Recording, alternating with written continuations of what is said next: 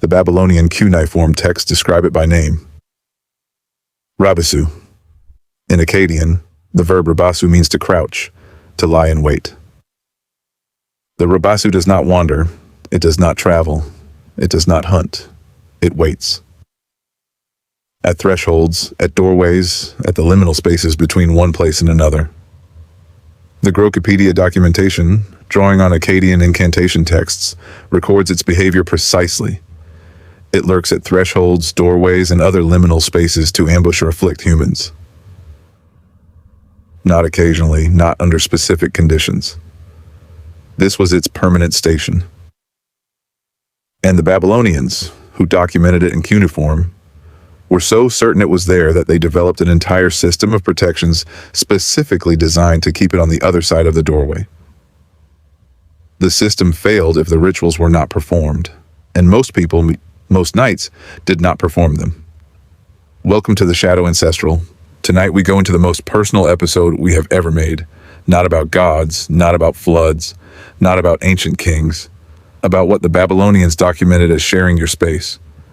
Right now, in your home, at your threshold, in the dark corner you do not look at when you walk past it at midnight. Subscribe right now if you are new here. Every claim we make is sourced. Every tablet we reference is real.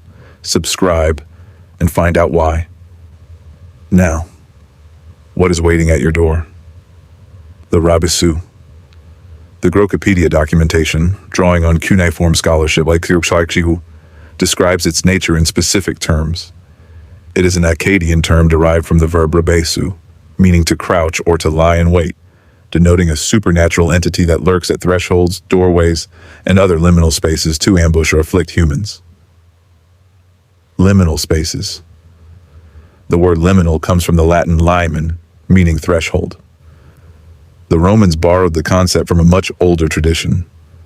The Babylonians understood that thresholds, the space between inside and outside, were not neutral. They were contested territory. The Rābiṣu occupied that territory. The Cambridge Cruise Project, studying cuneiform writing, describes it simply: the Rābiṣu, the lurker, the fog, the one who waits. In Assyrian sources, documented in the Grokipedia analysis, Utukkū, the Rābiṣu evolved into a demonic figure frequently qualified as Lemnūtu, meaning evil, depicted as a lurking predator that ambushes humans at thresholds or in shadows, as seen in exorcism rituals and omen texts. Its name appears in Genesis 4:7. When God speaks to Cain, before the murder of Abel, the text reads, "Sin is crouching at the door. Its desire is for you." The Hebrew word used there, robes, is the direct equivalent of the Akkadian Rābiṣu. Wikipedia documents this connection. In Hebrew, and robes, literally croucher d'ilus or dalsit, is used here like the similar Akkadian term Rābiṣus, to designate a certain kind of evil spirit. The Babylonian demon at the threshold appeared in the Bible before most readers recognized what they were reading. The Rābiṣu waited at the door, but the Babylonians documented a second entity that did not wait outside. It came inside. The Alu.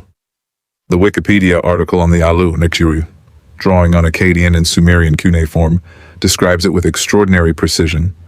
A malevolent, formless demon characterized as an incorporeal wind-like spirit that slips through doorways and windows to attack sleeping victims at night, enveloping them like a garment and inducing paralysis, nightmares, and sudden death. The Grokipedia documentation of the Alu adds the physical detail that has never been explained.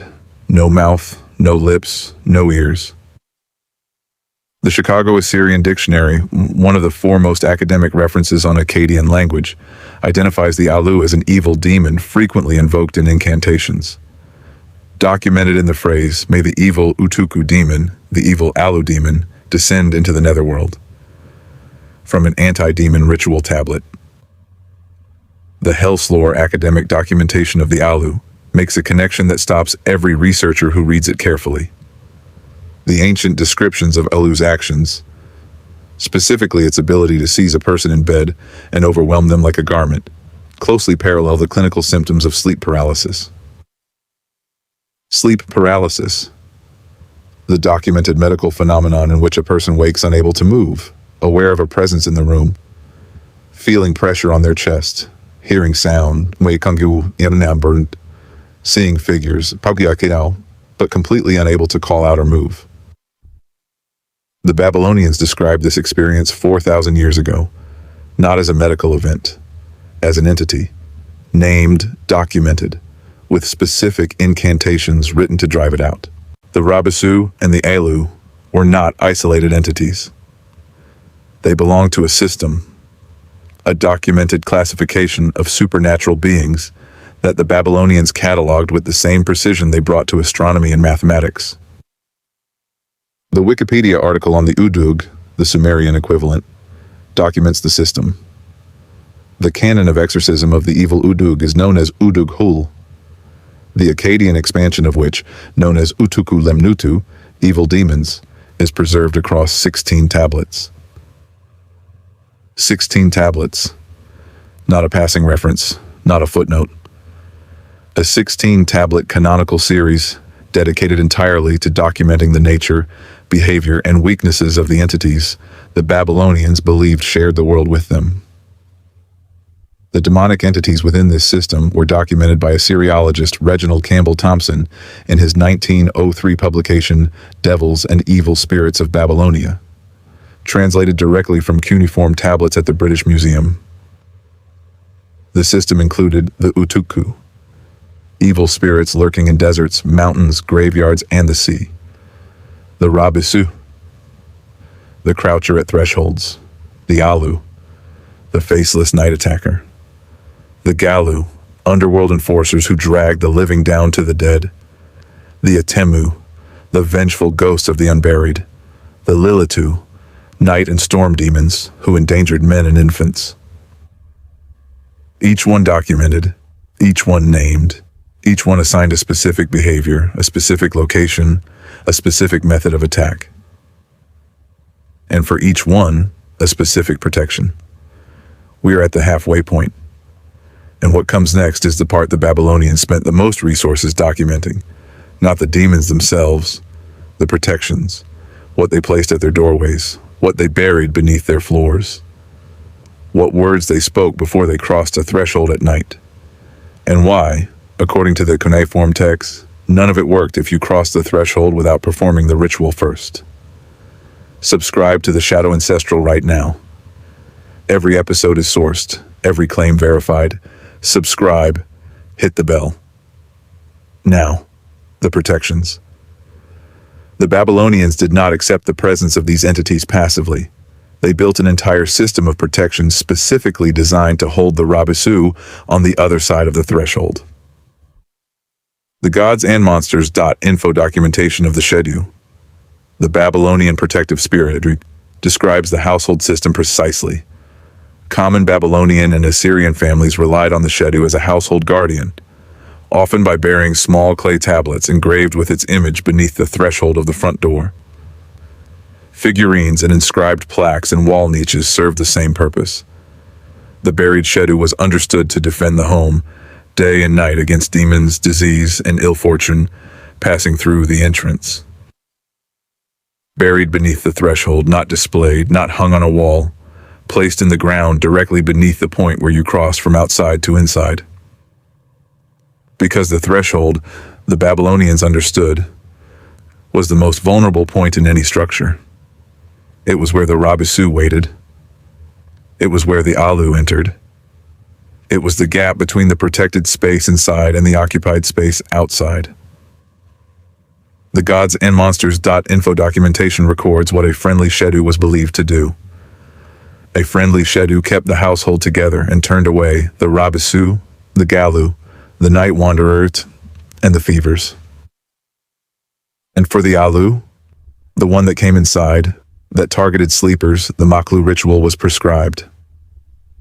The Black Witch Coven documentation of the Maklu texts, drawing on Babylonian ritual scholarship, records their purpose. The Maklu texts banish evil spirits, countering the Rābiṣu with protective amulets or incantations.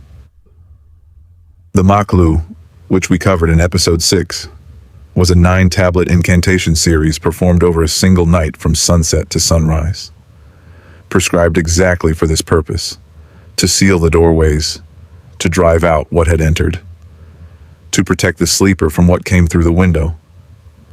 The Babylonian demonological system did not disappear when Babylon fell. It survived. In the Hebrew tradition, in the Christian tradition, in the language of the Bible itself. Wikipedia's article on the Rābiṣu documents the Genesis connection directly. And if you do not do well, or sin is lurking at the door, its desire is for you, but you must master it. Genesis 4:7. The Hebrew word translated as lurking, robes, literally croucher, troikimis, is used here like the similar Akkadian term, Rābiṣu, to designate a certain kind of evil spirit. It is possible, Wikipedia notes, that this displays a continued tradition in the emerging culture of the Hebrews. Not a metaphor, not symbolic language for human sinfulness, an entity, at the door, crouching, waiting. The same entity the Babylonians had been documenting for over 1,000 years before Genesis was written. The same behavior, the same location, the same specific posture encoded in the name itself. Rābiṣu, robes, the croucher, the one who lies in wait. It crossed from Babylonian clay tablets into the oldest books of the Hebrew tradition without losing a single characteristic. Still at the door, still crouching, still waiting. And when you read Genesis 4:7, knowing what the Akkadian word means, knowing what the Babylonians documented about the entity that word describes, the verse reads very differently than it did before. Here is what the documented Babylonian cuneiform texts are actually telling us. The Babylonians, who built the first cities, who invented writing, who developed the first legal codes, who mapped the stars with more precision than any civilization before them, believed something was at their door. Not outside in the wilderness, not in distant mountains or underground caves, at the door. The specific point where you cross from one space to another, where inside becomes outside, where the protected becomes unprotected, where you are neither fully inside nor fully outside. They believed it crouched there, specifically there, not wandering, not hunting, waiting. And they documented it in cuneiform tablets that are in the British Museum right now.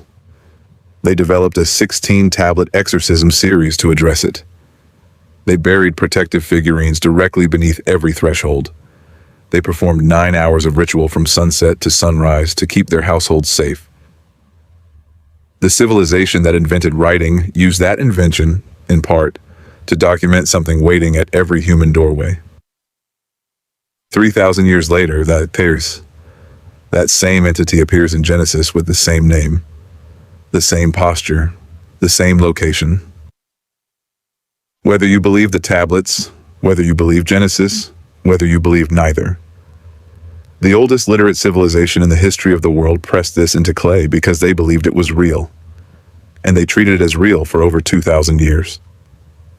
The Rābiṣu, the croucher, the one who lies in wait, documented in Akkadian cuneiform, in the exorcism texts of Babylonia, in the incantation series held at the British Museum, and in Genesis 4:7, where it appears without explanation, as if the reader already knew what it was. The Alu, faceless, mouthless, earless, slipping through windows, enveloping sleepers like a garment, documented in the Chicago Assyrian Dictionary, described as the ancient explanation for sleep paralysis by academic researchers who studied the cuneiform texts. Both of them documented, both of them named, both of them assigned specific protections by the civilization that invented writing. If this video opens something in you, then subscribe to the Shadow Ancestral right now. Leave a comment. Do you think the Babylonians were documenting something real, or building mythology to explain experiences they could not understand? Share this with someone who has never heard of the Rābiṣu. The Shadow has more to show you. The Babylonians knew what was at the door. They wrote it down. Check your threshold.